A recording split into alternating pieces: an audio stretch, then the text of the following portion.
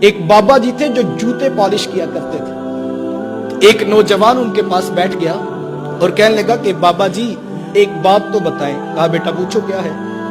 کہا یہ بتائیں کہ آپ کو رب کا قرب کیسے ملا. تو وہ درویش کہنے لگا کہ بیٹا مجھے تو یوں ہی جوتے پالش کرتے کرتے رب بھی مل گیا، اس کا رسول بھی مل گیا. تو کہا جی یہ بھی کوئی راستہ اس کو پانے کا. لوگوں نے تو اتنی محنتیں کی، ریاضتیں کی، عبادات، مسلسل مجاہدے کرتے رہے، اور آپ کہتے ہیں کہ جوتے پالش کرنے سے رب مل جاتا. تو وہ بابا جی کہنے لگے بیٹا وہ جو اصول قانون ضابطے ہیں نا وہ اپنی جگہ پہ ہے، میں ان کی نفی نہیں کرتا. تم نے پوچھا کہ آپ کو رب کیسے ملا، تو مجھے تو یوں ہی جوتے پالش کرتے کرتے اپنا رب بھی مل گیا، اپنا رسول بھی مل گیا. تو نوجوان کہنے لگے بابا جی اس راز سے پردہ تو اٹھائیں. تو جو بابا جی نے بات کہی وہ بڑی خوبصورت تھی. وہ بابا جی کہنے لگے بیٹا میں جب بھی کسی شخص کا جوتا پالش کیا کرتا تو اسے خوب ایمانداری، محنت، اخلاص سے اس کو خوب چمکا کے پالش کرتا، اس لیے کہ اس نے 2 آنے مجھے دینے ہوتے تھے. کہا نہیں وہ تو اس نے دینے ہوتے تھے، وہ تو پہلے طے ہوتے تھے، لیکن میں جوتا خوب صرف اس لیے چمکا دیا کرتا کہ یہ اس شخص کا جوتا ہے کہ جس رسول کا میں کلمہ پڑھتا ہوں ان کا یہ بھی کلمہ پڑھتا، جس رسول سے میں محبت کرتا ہوں ان کا یہ بھی پیار کرنے والا ہے، جس رسول کی شفاعت پہ میری نظر لگی ہوئی ہے ان کا چاہنے والا یہ بھی ہے. میرے رب کو یہ میری ادا اتنی پسند آئی، اس نے اپنا قرب بھی عطا کر دیا، اپنے محبوب کا قرب بھی عطا کر دیا. حضور کی نسبت کا احترام پیدا کرنے کا مزاج پیدا کریں. ہم بڑے عجیب لوگ ہیں، کاش ہم اس بات کے اوپر کھڑے ہو جائیں. اور یہ اتنا خوبصورت وظیفہ ہے. میں سمجھتا ہوں یہ 1000 لوگ بیٹھے ہیں، آپ ہم سب نے صبح اٹھ کر اپنی دکانوں پہ بیٹھنا ہے. کوئی ڈاکٹر ہے، کوئی انجینئر ہے، کوئی ٹیلر ہے، کوئی ٹائر کو پنکچر لگانے والا. معاشرے کا ہم حصہ ہیں.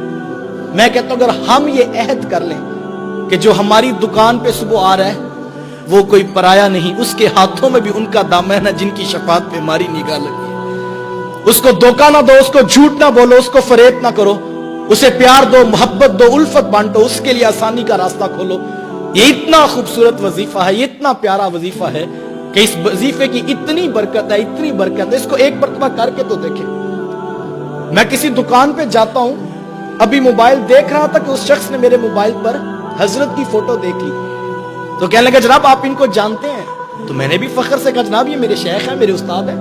تو کہنے لگا جناب تشریف رکھیں نا، چائے پیجئے، باقی باتیں بعد میں ہوں گی. مجھے عزت دینے لگا، ریٹ نیچے آنے لگا. وہ جو بحث کر رہا تھا ایک دم اس کا لہجہ بدل گیا. کہنے لگا جناب ہم بھی ان کو سنتے ہیں، تو بڑا خوبصورت بیان کرتے ہیں. یار یہ عزت کس بات کو دی جا رہی ہے کہ جن کا خطاب میں سنتا ہوں ان کا خطاب یہ بھی سنتا ہے.